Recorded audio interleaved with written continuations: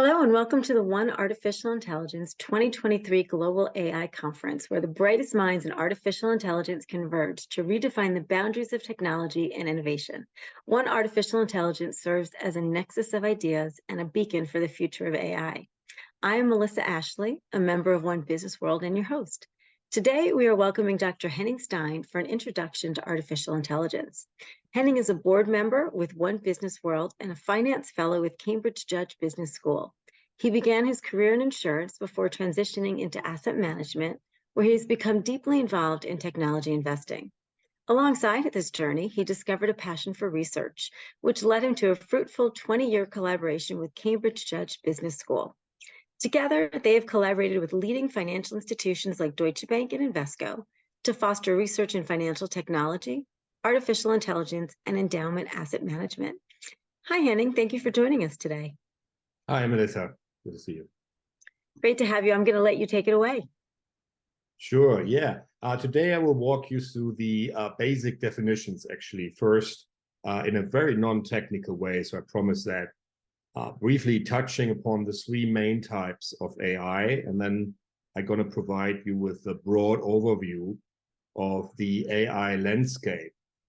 And I will then zoom in on applications in two specific sectors. So I'm going to talk about the healthcare sector. I'm going to talk about asset management. Why is AI suddenly such a big influential topic? So the truth is that it has been actually quite influential over the last 70 years, believe it or not. It caught really the attention of investors in the last 2 years with the introduction of ChatGPT. That's very recent. So if you take the year 2000, we were not even close to where we are today with AI. But even with that 2000 technology, the entire 20th century progress would have been actually made in 20 years. So 1900 to 1920, if you think you take that 2000 technology and apply it to the year 1900. And we know from calculations that now in the 21st century, we're going to achieve 1,000 times the tech progress of the 20th century.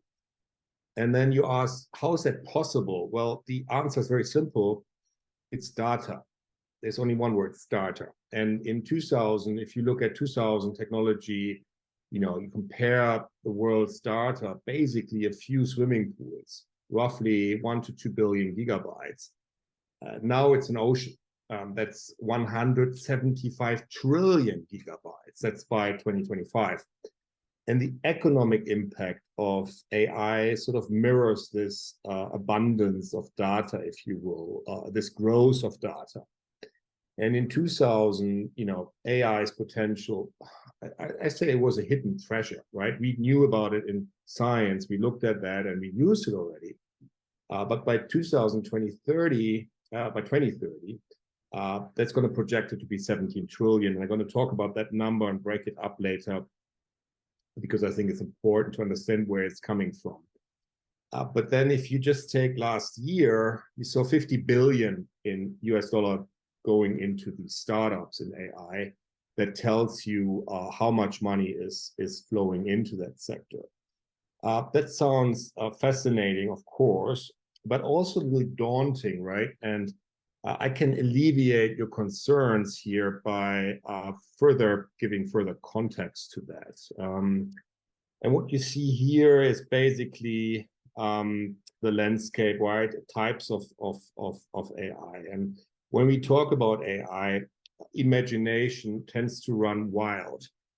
You see science fiction world where robots basically and humanity wrestle against each other in this, existential questions. And if you take a step back and look at reality, then AI is really not a monolith. And a lot of people confuse, they say AI is one thing. No, AI actually is a spectrum of capabilities.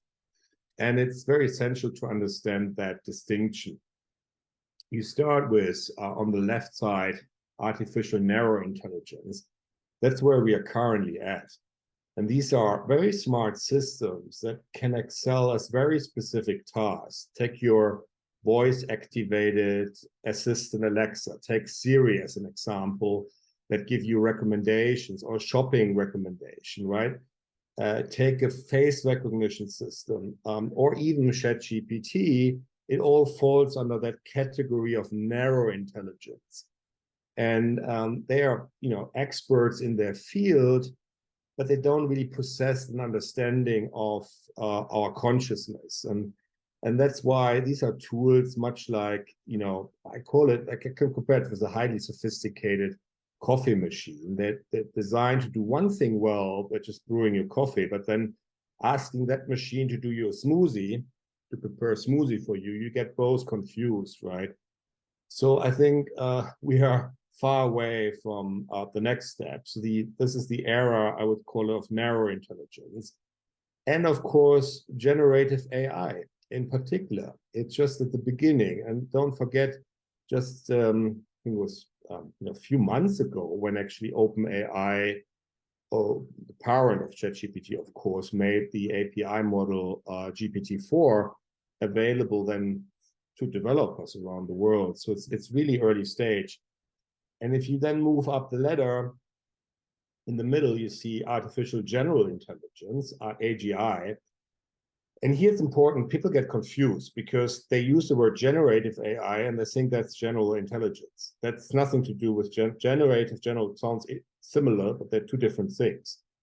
One is reality and one is basically aspiration. It's more akin to a versatile chef, if you will, of the AI world. That chef can theoretically cook up anything, really from coffee to smoothies, without having seen the kitchen before. So you basically train a robot butler, so to speak, to prepare coffee in your house and then send that same robot to your neighbor's house to perform that task. Just that the coffee is basically located in a different cupboard and your neighbor is using a different coffee machine. So this is a good example.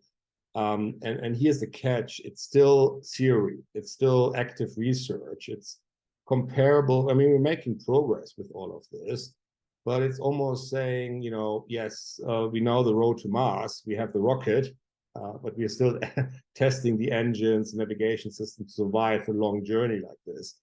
And that's why I think it's still not really reality won't be reality for a long time.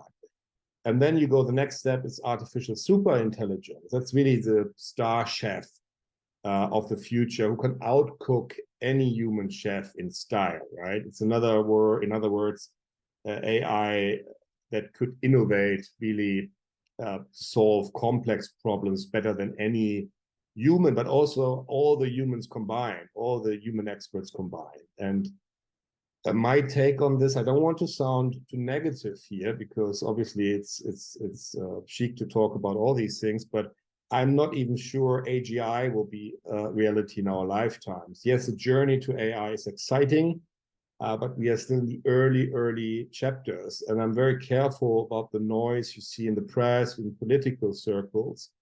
Remember the philosophy in the media is always, if it bleeds, it leads, right? They will always show you the scary, violent AI stories, and they're not really talking about all the uplifting, great research and how it contributes to well-being. So I'm more interested in the latter. Then moving now to my next slide, the landscape of AI. I don't want to bore you with definitions and technical details today, but you will come across certain terms when reading news articles or discussing AI with particular IT colleagues. And I try to put them into context for you because people tend to use them interchangeably because they often don't know what it means. And that can be very confusing. So on the left side, you see learning. Then you have machine learning. It's quite simple. It's a form of AI. It's been around forever, actually, that uses statistical methods to enable the machines to improve with experience. So I introduced a machine learning system back in 2000 when I worked for my first employer, AXA. And we were working with mathematicians to then better understand client behavior, client segments, and predict then the cross-selling potential for these clients to move them, let's say, from a health insurance into life insurance. And that system got smarter and smarter over time, right? Another example would be an email spam filter or a recommendation system you see on Netflix, where they look at your past patterns of consumption, of media consumption, and they come up with another recommendation. Deep learning, this is a subset of machine learning. So still it's machine learning, just a little bit smarter, because it uses neural networks with many, many layers. So that's why it's deep. And it analyzes various factors of data input. A good example would be a voice recognition system or medical diagnosis that looks at X-rays and MRIs and then comes up with some recommendation, some diagnosis. The middle field I call AI variance. Here I want to give you a feeling for the diversity within the AI technology space. So you see systems that can perform a range of specific tasks. You have expert systems, of course, like medical diagnosis programs. You will come across what we call evolutionary algorithms. Good example here is a chess engine, right? Chess engine improves strategies over successive generations of chess games. And that's why it sort of mimics biology, if you will. That's why we call it evolutionary. Then you have robotics. I already talked a little bit about robots and how it ties into AI. A very simple example is your iRobot, right? The Hoover you use at home to map, it maps your home. It uses machine vision. It uses built-in cameras, and then it comes up with corners to clean and corners to leave out. And it's quite sophisticated already. And now comes an important term. Probably come across that quite frequently. It's natural language processing, NLP. And the simplest example for NLP would be a Google Translate. So that converts text or speech from one language to another, right? So it has been around for quite some time. And you also have some really cool open source natural language processing tools you can play around with. Spacey is one.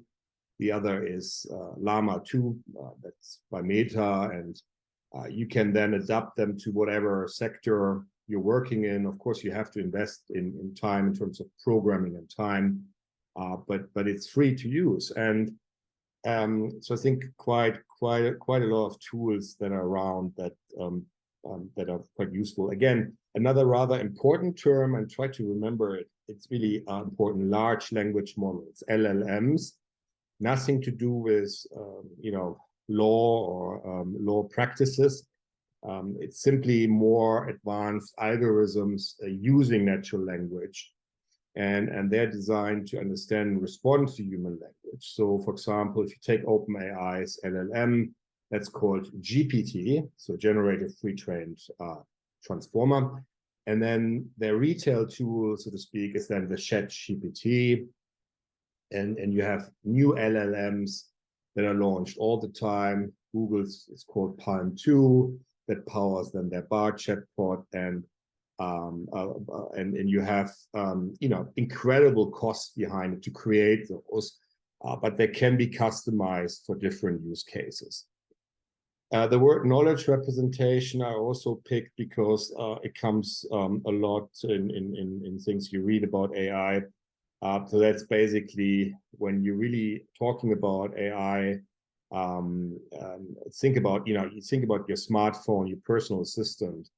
You tell it, I have a meeting with John next Thursday at noon, and the assistant then helps you to manage your calendar. It suggests the best travel routes, reminds you how to leave, when to leave, and then maybe comes up with rescheduling other appointments.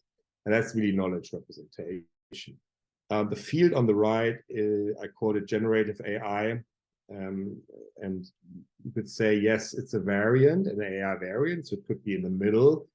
But I thought it stands out because it specifically refers to systems that generate new content. So written art, art in general, images, music, all of that stuff.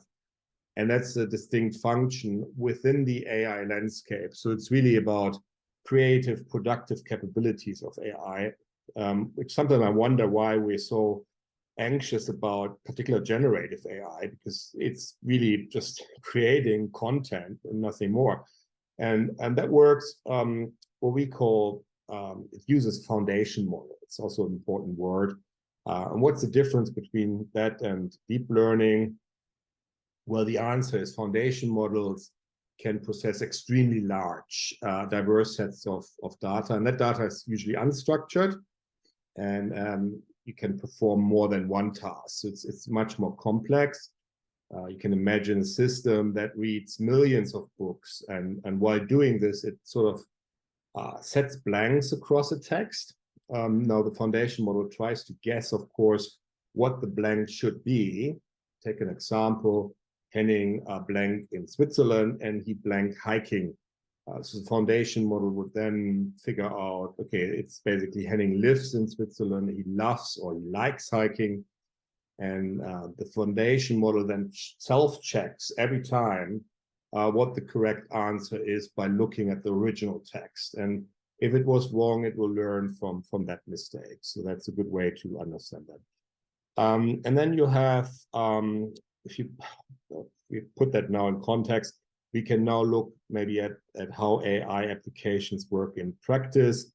And I said, let's start with the healthcare sector. I think it's a very exciting sector because it has so much potential to really improve the world. I think in the years to come, we're going to see tremendous progress when it comes to that intersection, if you will, between AI and healthcare. The challenge today really is the average person in the developed world can now expect to live a decade, nearly a decade in ill health, right, during their lifetime. And so we get older, but you also get sicker in the end. The mounting, you have economic, societal costs really about aging. If you take the US, every generation so far on average has lived a little bit longer than the previous generation. But children born today in the US, they have a chance to actually live a shorter lifespan than their parents. And much of this decline is actually attributed to the increase in ultra-processed food, so all the McDonald's stuff, drug usage, of course, and obesity. And so what could be the positive impact here of AI to reverse that trend? Well, we know that data-driven AI tools, take medical search engines, take health platforms, behavioral apps, and health spots, they're used already by leading health and life insurers, and they can ease really the burden by encouraging, incentivizing their clients of these policies to develop healthier habits. So we see that clearly in the data. And providers offering these tools, they see those positive results in terms of lower claim ratios, longer health and lifespans, and all of that. At the consumer level, strategically deploying AI in decision-making processes is extremely beneficial. And this is also not only for private companies like insurers, but for policymakers in general who start thinking about the decision-making architecture to nudge people in the right direction, right? But this is, I think, AI even more applicable in the upstream segment, so particularly in the health sector research, where I see AI has potential to really expedite the development of new drugs, of new treatments. And biomedicine is now at a really inflection point. And I was last month at the Swiss Financial Institute annual meeting, and I met there Andrew Law from MIT. And he really says with AI, we have that technology to help us really the conversions between life science, pharma, bioscience, DNA sequencing, and then you put AI on top. And what he says is interesting. He says it's not science or technology that's the bottleneck. The bottleneck is economics. So when you fund a new drug against cancer, it's extremely risky for investors. So the Sharpe ratio tends to be 0.03%. So that's a 5% probability of a positive payoff in 10 years for your money, right?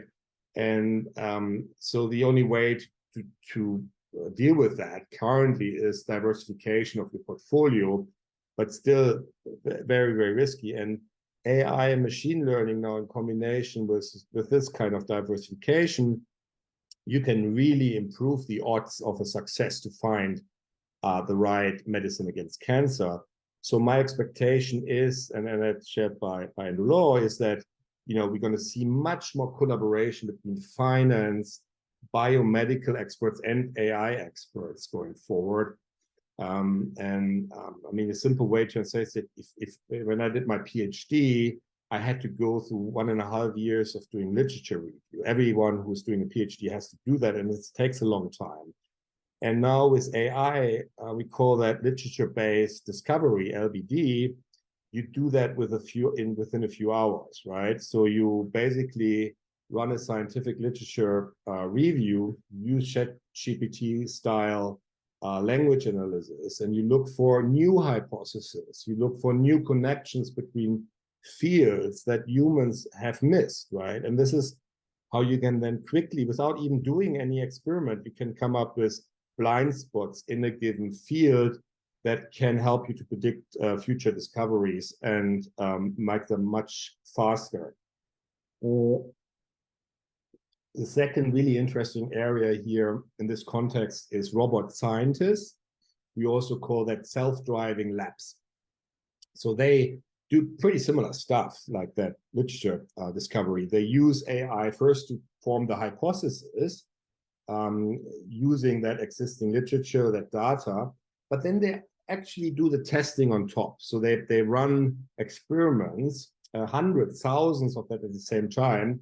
And then you suddenly see unexpected theories and avenues for that investigators might never have considered without AI. So that's really, really exciting. And I would say that's for mankind, probably the most important part of AI is this interconnectivity with the healthcare sector. Let me now move to asset management, which ties into my professional background, of course. And what you see here is a simple index called the Fear and Greed Index. It was launched in 2012 by CNN. It's really the old school approach to capture market sentiment. So it's using traditional financial indicators, share price movement, safe haven demand, put and call options. It's very simple, but it's also backward looking.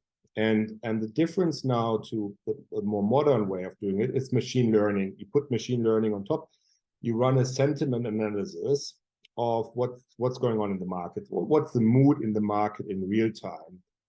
And we spoke earlier about natural language processing, of course, that uses machine learning to then understand, structure the meaning of text, and compare to that fear and greed index that you see here. It really captures the feelings of investors in real time as the market moves on. And the question now is, and it's an old question, right? is can it predict changes in stock prices? And the Fed recently came up with the Twitter Financial Sentiment Index that uses NLP on Twitter data, and we can clearly see that overnight, this sentiment helps you to predict the next day's stock market return. So this could be very useful for very short-term traders. And as a consequence, there is, of course, now a proliferation of turnkey AI-based market sentiment software analysis tools, particularly hedge funds, are interested because, of course, they can generate alpha in the short term. There are two pioneering players, MarketPsych and RavenPack. I tested, and very interesting software. We also see lots of natural language processing that is not only looking at the social media and the news, but they also look at earning calls, where CEO basically says, what is my outlook for the next quarter or next year? I've never been a big fan of that, quite frankly, because it is basically CEO talk. And of course, they paint as always a little bit more positive than what the data actually tells me. The same comes with central bankers, although central bankers tend to be a little bit more, let's say, neutral on not being overly optimistic or negative. But a portion of the market is actually very interested in that kind of data. They analyze, thousands of these reports, and then they say, okay, how many times did the CEO use a positive word versus a negative word, and all of that stuff. And now the next step is to use voice and video analysis of, picking up behavioral signals from leaders, be it the CEO, be it a central banker. My take on it, yes, it's a very valuable information. It works particularly well in very volatile environments. So we saw a comeback, of course, of macro investors, quant hedge funds over the past 2 years. Why? Because we had higher interest rates, and that offers volatility and arbitrage opportunity. And the more data, obviously, you aggregate, you provide, provided you choose the right data, right? That's not always the case. The more then you use NLP, then the higher chance for outperformance in terms of your alpha. But I think these kind of predictions, they tend to work very well for currencies, for things like bonds, and also commodities and crypto. Why crypto? Because crypto is a younger asset. It's more sensitive to behavioral finance. So if you take the crypto market as example, it's $1 trillion versus the equity market, which is 100 trillion. And that comes with more speculation, of course. So more retail investors are active. And then the market can more easily be influenced by news, by social media posts and all of that.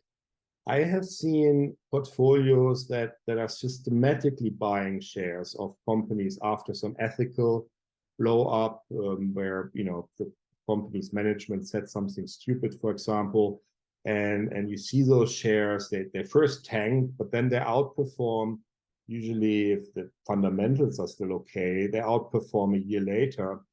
And that seems to work on this very narrow application. I personally don't work with AI in terms of asset management as an indicator. Why?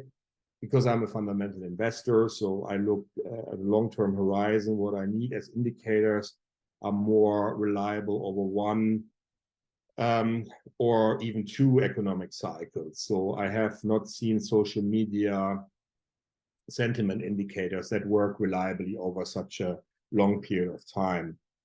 That's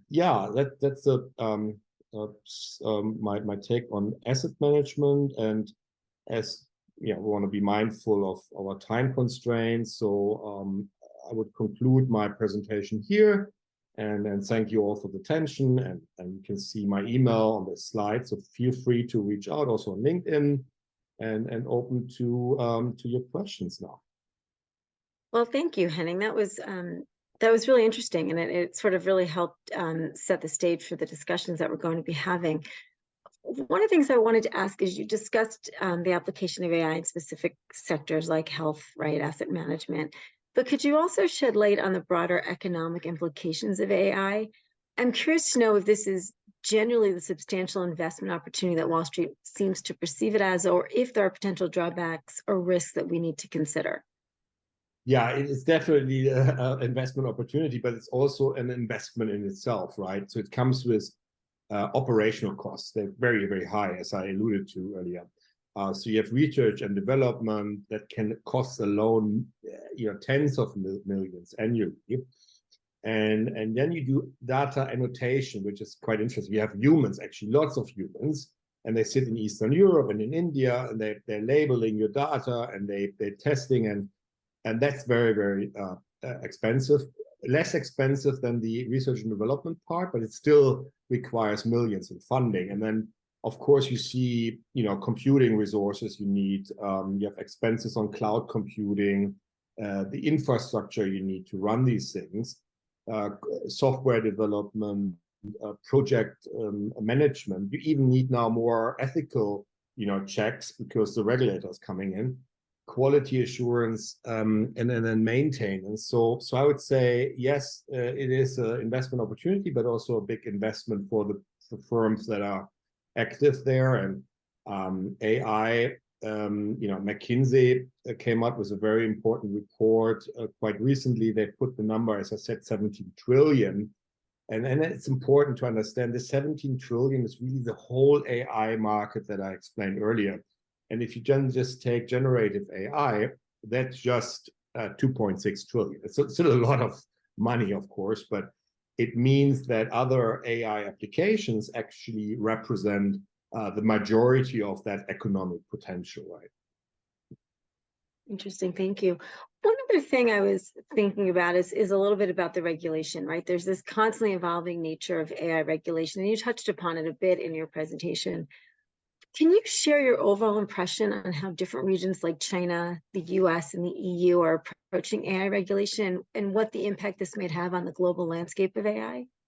Yeah, sure. I mean, it's fascinating to observe that, and it's daily on the news. I mean, it's almost like the UN is now trying to do the same as they're doing with climate change, right? To find a common framework. But at the end of the day, it will be up to individual governments to implement that regional legislation. And you asked China. I mean, the Communist Party, of course, their main concern is not lose control over their population. So their main regulation focus is, don't use subversive content that could be dangerous for our regime. They don't want to have a repeat what happened in Hong Kong during the pandemic. So it's a different focus here, right? The US is different. The US instinctively now, we want free markets. We don't want to over-regulate, and we don't want to slow down AI in itself. So over time, I would expect a more sector-specific approach in the US, updating, sector or specific regulations instead of coming with this huge restrictive AI law. And I give you a good example. If you look at generative AI and the impact on the creative industry, if you tell an LLM, write in the style of Dan Brown, the Da Vinci Code, right? Of course, that bot will pull from Dan Brown's book, and that means you have an issue potentially with the US Copyright Office. And then remember, in the early 2000s, we had a similar situation with peer-to-peer file sharing, Napster, right? And so we successfully dealt with this issue back then, and now artists are making even more money with this legit streaming than with CDs in the 1990s. So and this is the US approach that is usually business friendly. Looking at the EU, the direction it's taking now when it comes to AI is very different, a very bureaucratic, very technophobe approach, if you ask me. I mean, the EU officials, they don't know what they're doing. They have been working on an update of a proposed bill they call the AI Act. And they initially approved that last year to account for all these different development in ChatGPT. And that legislation would essentially ban certain AI servers, even impose legal restrictions on others. And I think it's insane. Look, AI is a moving goalpost, right? Our phones 20 years ago, they would be considered AI today, right? There's a risk that now EU regulation get either lost in definition. I mean, they always do that, by the way, or they get very obsolete very quickly. So I hope UK and Switzerland is taking a different approach here and rather focus on investments in AI innovation than becoming a leader in regulation. And I also think going after platforms, by the way, that everyone's trying, by the way, it's rather futile. It will never stop the spread of social media lies and hate speech, which is a concern, right? And it would be much easier, and that's the exciting part, if you were going after individuals, right, and make the individuals responsible, right? But you can't do that right now because everyone is setting up their own accounts anonymously. What you want to enforce is basically an enabled know your client process, so that you ask Facebook or Instagram, please make sure you know who's behind that account, just like we do in banking, right? It's not a big problem to do that. And actually, Sam Altman, he developed the World ID, which is a digital passport through your iris. You could scan the person and then link that to a specific account and you incentivize it with a few cryptocurrency tokens, also called word count. So I think governments could easily pass laws demanding this, I call it proof of personhood, right? Where you then can clearly distinguish between humans and artificial intelligence, but you really go after the humans who use that to spread lies. So that just is an idea. And no, it's an interesting solution. So unfortunately, we are out of time because we could talk about this forever. So Right. thank you, Henning. I really appreciate it. Incredibly informative presentation. Gave us a lot to think about. And thank you for helping to kick off the One Artificial Intelligence 2023 Global AI Conference. It was a pleasure having you. Very exciting. Thank you. Thank you. And thank you all for joining us at the 2023 Global AI Conference. We hope you enjoyed the program.